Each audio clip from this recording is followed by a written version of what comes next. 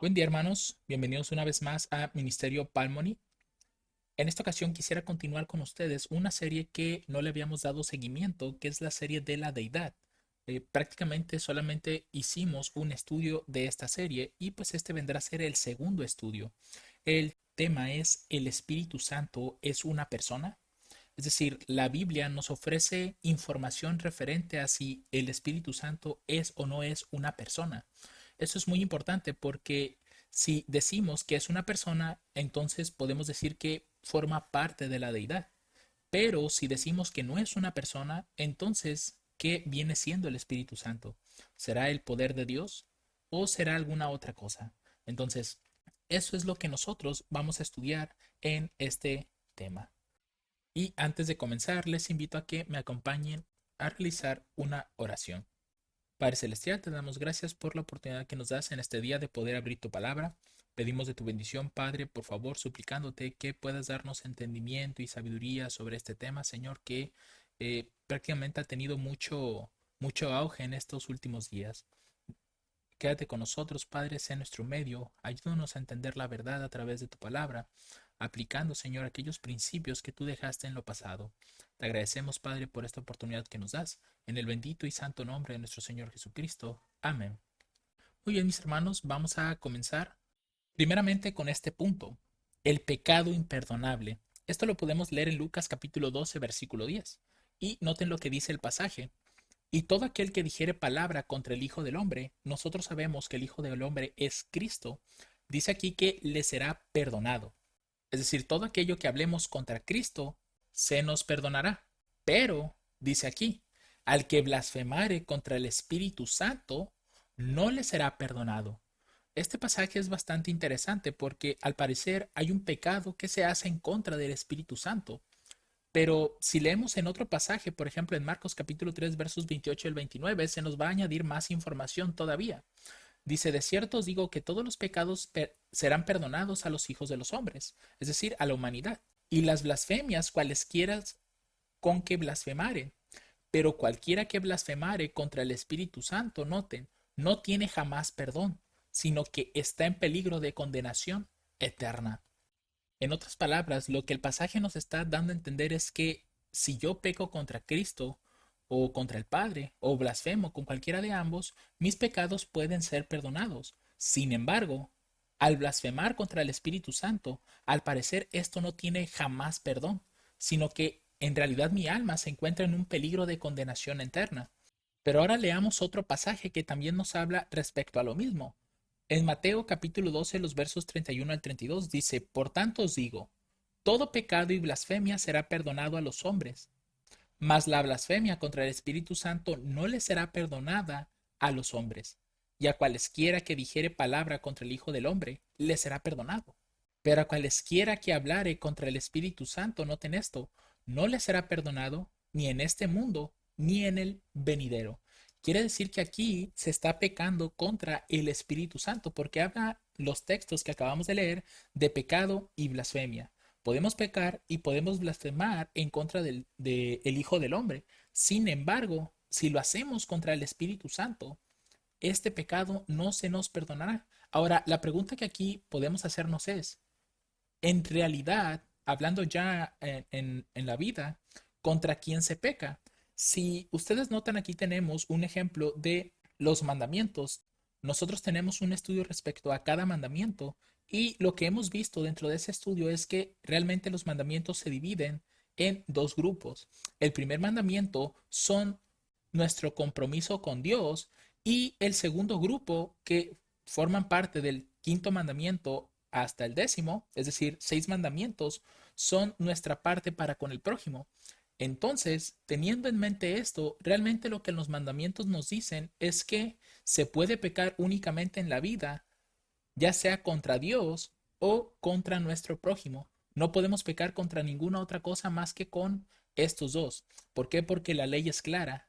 Los primeros 4 mandamientos nos dicen cuál es nuestro deber para con Dios y los últimos 6 cuál es nuestro deber para con el prójimo. Pero cuando nosotros vamos a Corintios capítulo 8 verso 12, noten que cualquiera que peca contra el prójimo, peca también contra Dios. Dice aquí, de esta manera pues, pecando contra los hermanos, hiriendo su débil conciencia, contra Cristo pecáis. Es decir, cualquiera de los 6 mandamientos, si yo peco contra mi hermano, contra mi prójimo, yo también estoy pecando al mismo tiempo contra Dios. Incluso vimos dentro de esa serie que hay mandamientos de aquí que también podemos aplicarlos directamente con Dios. Entonces, no importa cuál mandamiento estés transgrediendo, al final sigues transgrediendo, sigues pecando contra Dios mismo. No se puede pecar contra nadie más que contra Dios y contra nuestro prójimo. Pero también si nosotros vamos a 1 Corintios capítulo 6 versos 18 y 19, se nos dice que se puede pecar aún contra uno mismo. Y al pecar contra uno mismo es pecar contra Dios al final. Dice, huid de la fornicación. Todo pecado que el hombre comete está fuera del cuerpo, mas el que fornica contra su propio cuerpo peca. ¿O ignoráis que vuestro cuerpo es templo del Espíritu Santo que está en vosotros, el cual tenéis de Dios y que no sois vuestros? De manera que cualquiera que también peca contra sí mismo, es decir, en este caso se nos dice que cuando uno peca contra sí mismo tiene que ver con la fornicación. Si uno comete ese pecado, también peca contra uno mismo y al mismo tiempo peca contra Dios. ¿Por qué? Porque dice aquí que nuestro cuerpo es templo del Espíritu Santo. Entonces, si nuestro templo tiene ese pecado, ¿cómo va a morar la santidad de Dios en nosotros? Entonces, partiendo de esto y también citando Lucas capítulo 15, verso 18, aquella parábola que todos conocemos, la del hijo pródigo, noten las palabras del hijo pródigo, me levantaré, iré a mi padre y le diré, Padre, he pecado contra el cielo y contra ti. Es decir, cuando uno peca únicamente contra dos grupos, o peca contra Dios o peca contra su semejante. En conclusión, mis hermanos, cuando se habla de un pecado imperdonable y dice que es un pecado contra el Espíritu Santo, con esto que estamos viendo, el Espíritu Santo no puede entrar en el grupo del prójimo, porque realmente no es un ser semejante a nosotros. No nació en esta tierra. Por tanto, el único grupo que queda es el de Dios. Esto quiere decir que el Espíritu Santo está dentro del grupo de Dios, no puede estar dentro del grupo del prójimo. Sería imposible que fuera así. Entonces ya desde este punto estamos viendo que el Espíritu Santo es alguien y no algo. Parece ser que es una persona y no un objeto o algún poder misterioso o algo por el estilo, sino que al poder pecar contra el Espíritu Santo, estamos pecando contra Dios. Es uno de estos dos grupos donde va a entrar el Espíritu Santo. Pero con esto ya se nos dice que es alguien. Ahora, pasemos a otro punto interesante. El Espíritu Santo convence, argumenta y enseña. Estas son cualidades únicamente de alguien, de un ser pensante que tiene la capacidad de poder estar formulando argumentos o poder estar enseñando algo, conocimiento. Y al parecer el Espíritu Santo puede hacer estas cosas. Veamos algunos pasajes. Juan capítulo 16 versos del 7 al 11.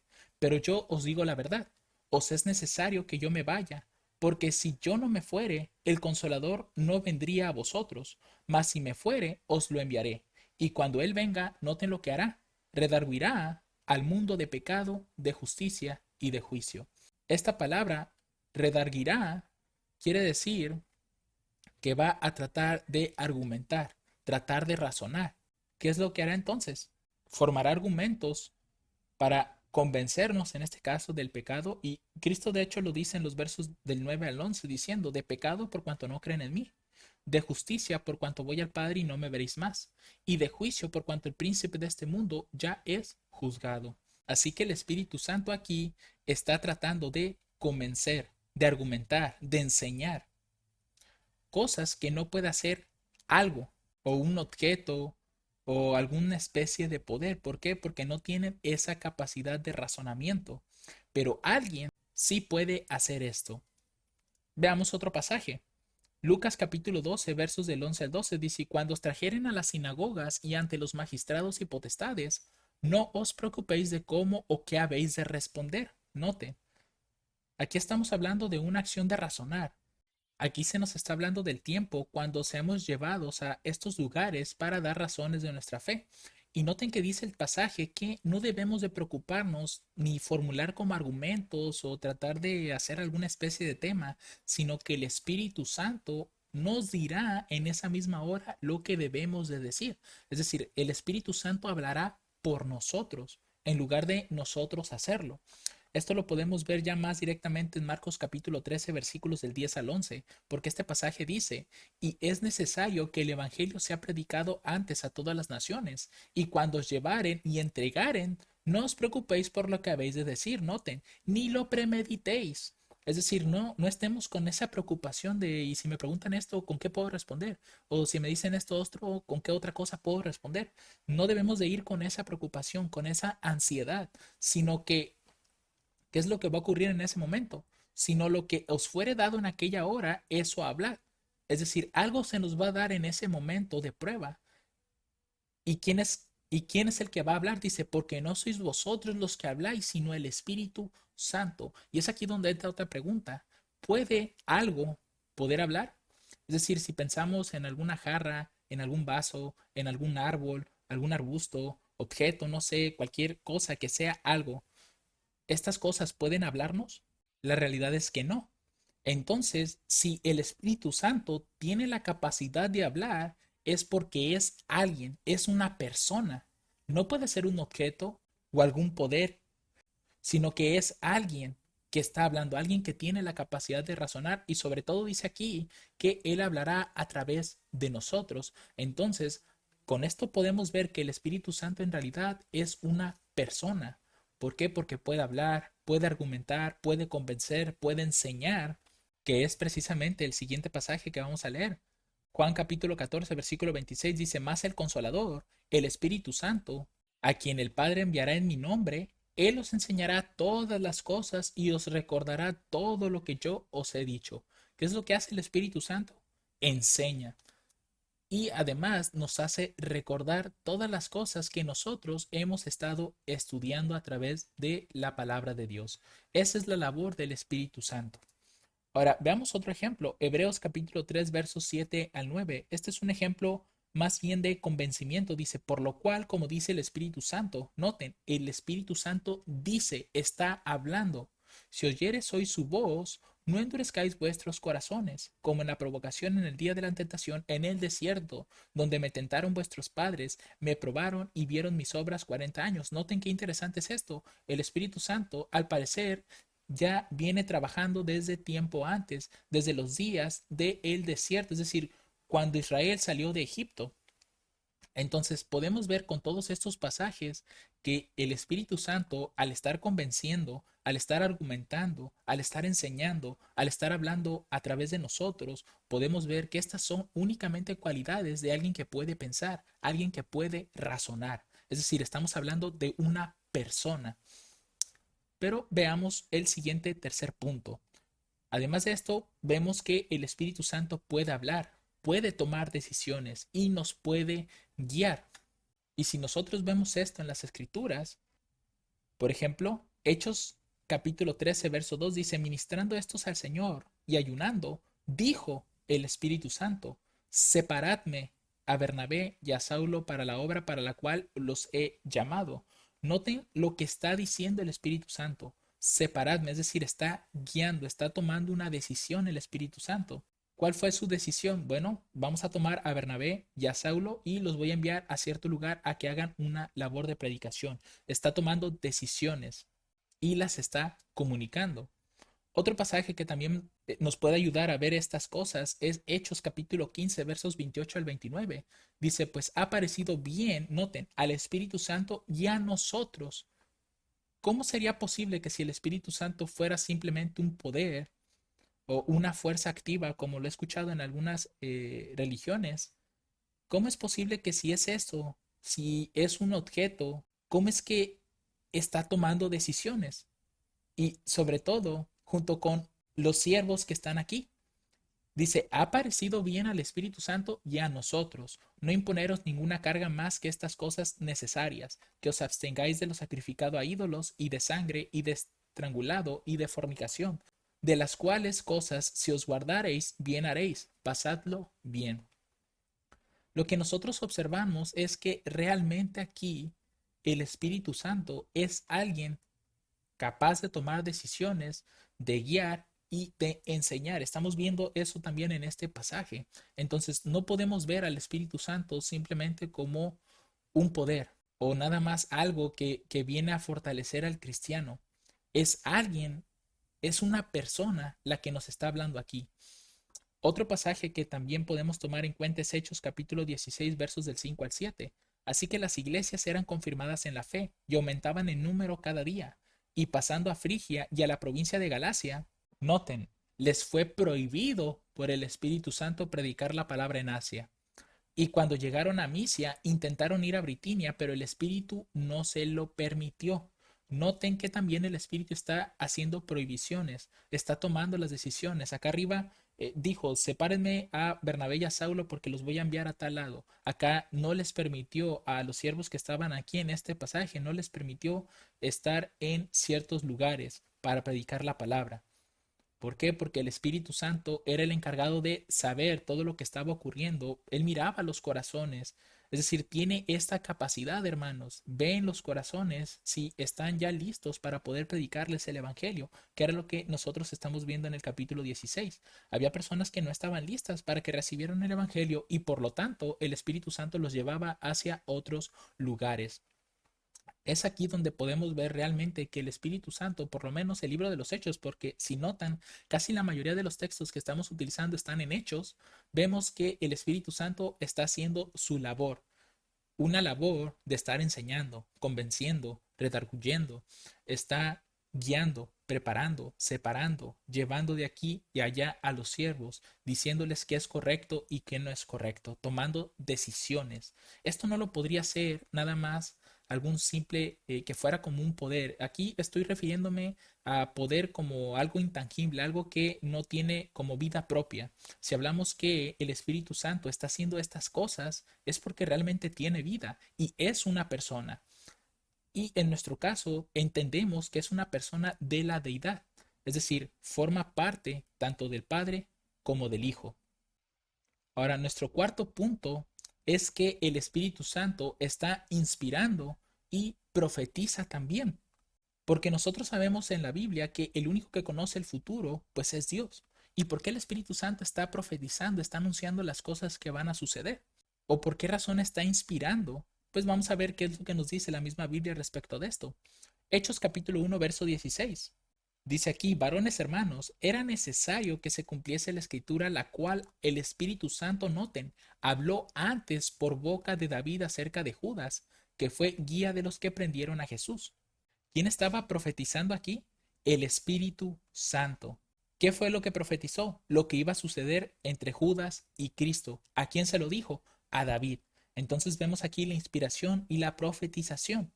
Cosas que únicamente Dios puede hacer, porque la Biblia es clara, hermanos. La Biblia dice que únicamente Dios es quien conoce el futuro. Y si el Espíritu Santo está haciendo tales revelaciones, es porque el Espíritu Santo está dentro de esos concilios, forma parte de lo que es la deidad. Veamos otro pasaje, Hechos capítulo 20, versos 22 al 23, dice, y he aquí, ahora, ligado yo en espíritu, voy a Jerusalén sin saber lo que allá me ha de acontecer, salvo que el Espíritu Santo por todas las ciudades me da testimonio. Noten, el Espíritu Santo está dando testimonio, le está anunciando qué cosas. Si no me recuerdo, creo que aquí está hablando Pablo, diciendo que prisiones y tribulaciones me esperan. Es decir, el Espíritu Santo ya le estaba anunciando a Pablo, si es que no me equivoco y sea algún otro apóstol, ya le estaba anunciando todo lo que iba a estar sufriendo en aquellos lugares a donde iba a dar testimonio de la verdad. Ya le estaba diciendo que iba a pasar por prisiones y tribulaciones, pero Pablo aquí dice que no le importaba, tenía su cuerpo y su vida misma en poco, si todo lo que iba a hacer era para el Señor. Entonces vemos realmente que el Espíritu Santo está anunciando cosas que aún no acontecían, está profetizando. Hechos capítulo 21, verso 11 también nos habla de esto. Dice, cuando Él vino a nosotros, tomó el cinto de Pablo y atándose los pies y las manos dijo, esto dice el Espíritu Santo, así atarán los judíos en Jerusalén al varón de quien es este cinto y le entregarán en manos de los gentiles. Algo que pudimos ver más adelante, cuando Pablo fue llevado, en este caso, a Roma, fue llevado en manos de los gentiles. Otro pasaje que también nosotros podemos ver es Hechos capítulo 28, versículo 25 al 26. Dice, y como no estuvieron de acuerdo entre sí, partiendo ellos, les dijo Pablo esta palabra. Bien habló el Espíritu Santo por el profeta Isaías a nuestros padres diciendo, ve a este pueblo y diles, de oído oiréis y no entenderéis, y viendo veréis y no percibiréis. Si notan, ¿quién fue el que inspiró a Isaías a escribir su libro? Al parecer fue el Espíritu Santo. Y el Espíritu Santo que le profetizó a Isaías lo que iba a pasar con su pueblo. De oído iban a oír y aún así no entenderían. Y viendo las cosas, no las creerían. Eso es lo que estaba profetizando el Espíritu Santo muchos siglos antes. Ahora, primera de Pedro capítulo 1 verso 12, noten lo que se dice del Espíritu Santo, dice a los cuales fue revelado que no para sí mismo, sino para nosotros, administraban las cosas que ahora os son anunciadas por los que os han predicado el Evangelio por el Espíritu Santo enviado del cielo, cosas en las cuales desean mirar los ángeles. Noten en este caso que al Espíritu Santo se le estaba utilizando para anunciar, para profetizar las cosas que iban a acontecer pronto. Y de hecho aquí nos lo confirma nuevamente Pedro, pero en segunda de Pedro capítulo 1 verso 21, diciendo, porque la profecía no vino en tiempo pasado por la voluntad del hombre, noten, sino que los santos hombres de Dios hablaron siendo guiados por el Espíritu Santo. ¿Quién le decía a los profetas en este caso las cosas que tenían que escribir? El Espíritu Santo era el que lo hacía. Este era el que guiaba a los hombres a escribir cada palabra que nosotros conocemos y sobre todo sabemos que el Espíritu Santo nos ayuda a ver a través de la escritura las cosas que van a suceder pronto, es decir, nos está anunciando el fin con los eventos pasados. Así que queda más que claro que el Espíritu Santo no puede ser simplemente un poder, no puede ser algo que podamos llamar un objeto, es alguien viviente, es un ser, es una persona, pero que no forma parte en este caso de la naturaleza humana, sino de la naturaleza divina, forma parte de la deidad, el Espíritu Santo. Y finalmente nuestro último punto, que al Espíritu Santo se le miente y se le contrista. Ahora, cuando digo que se le miente, no quiero decir con esto que nos es permitido mentir al Espíritu Santo.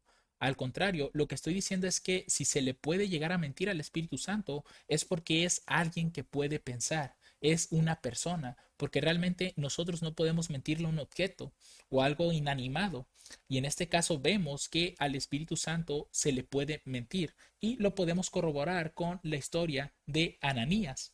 En Hechos capítulo 5, los versos 3 y 4 dice lo siguiente, y dijo Pedro, Ananías, ¿por qué ha llenado Satanás tu corazón para que mintieses al Espíritu Santo y te quedases con la parte del precio de la heredad?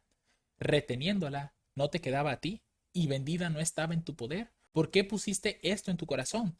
No has mentido a los hombres, sino a Dios. Al estar hablando al Espíritu Santo aquí, Ananías le estaba mintiendo a alguien, a una persona, y en este caso Pedro termina diciendo que no le mintió a los hombres, sino a Dios mismo. ¿Por qué? Porque le estaba mintiendo al Espíritu Santo, el cual, como ya estamos viendo, en realidad forma parte de la deidad. Así que si al Espíritu Santo se le puede mentir, es porque es una persona. Ahora, también vemos que se le puede contristar, es decir, se le puede entristecer. Y esto lo vemos en Efesios capítulo 4, versículos 29 al 30, diciendo, ninguna palabra corrompida salga de vuestra boca, sino la que sea buena y sirva para edificación, para que dé gracia a los oyentes. Y dice el versículo 30, y no contristéis al Espíritu Santo de Dios, con el cual estáis sellados para el día de la redención. Así que es evidente ver que si el Espíritu Santo es una persona, es porque se le puede contristar. Es decir, lo que estamos viendo en este pasaje es que si el Espíritu Santo se entristece por nosotros, es porque tiene emociones o sentimientos hacia la humanidad. En otras palabras, si dice el texto que el Espíritu Santo se entristece por nosotros, es porque tiene emociones y sentimientos por la humanidad. siente amor por la humanidad caída. Así que realmente vemos que el Espíritu Santo es alguien y no algo. En conclusión, mis hermanos, con todos estos puntos que nosotros hemos visto en este estudio, número uno, si se puede pecar contra el Espíritu Santo es porque es alguien, ya sea que forme parte, en este caso, del grupo del prójimo o de Dios. Y claramente no forma parte del prójimo, por tanto forma parte de la deidad. El Espíritu Santo convence, argumenta, enseña cosas que únicamente puede hacer alguien pensante, alguien que tiene conocimiento. De igual forma, el Espíritu Santo habla, toma decisiones, guía. Y ya vimos varios pasajes donde podemos ver esas acciones del Espíritu Santo. Por tanto, estamos hablando de una persona que toma decisiones. También vimos que el Espíritu Santo es quien inspiró y quien profetizó a lo largo de la escritura. Él es el que se encargaba de decirle a los profetas las cosas que iban a suceder pronto. Es el que se encargaba de poder guiar a los hombres a poder escribir la palabra de Dios. Y finalmente el último punto que vimos es que el Espíritu Santo puede llegar a entristecerse por el hombre y entiende cuando le están mintiendo. En otras palabras, es alguien, hermanos. No podemos considerar al Espíritu Santo como un objeto o solamente un poder que Dios está enviando. Es decir, que proviene de Dios. Que en realidad más adelante vamos a ver por qué la Escritura dice que el Espíritu Santo proviene de Dios. Pero a lo que voy es que no es algo abstracto, no es algo que podamos ver al Espíritu Santo como algo, sino que es alguien, es una persona y por todo lo que hemos estado viendo, esta persona forma parte de la deidad.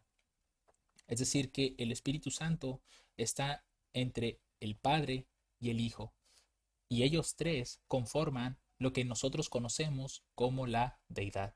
Incluso ya si hacemos un recordatorio del estudio pasado, vimos cómo Satanás hace demasiadas imitaciones de la deidad y vimos cómo, así como Satanás formó aquí en la tierra eh, los tres poderes, el dragón, la bestia y el falso profeta, vemos cómo las cualidades del dragón son las mismas que tiene el Padre, las cualidades de las bestias son las mismas que tiene el Hijo y las cualidades del falso profeta son las mismas que tiene el Espíritu Santo.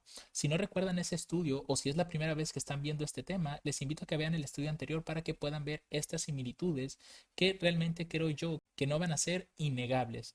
Así que hasta aquí vamos a concluir nuestro estudio, que espero sea de gran bendición, que el Señor les bendiga abundantemente. Amén.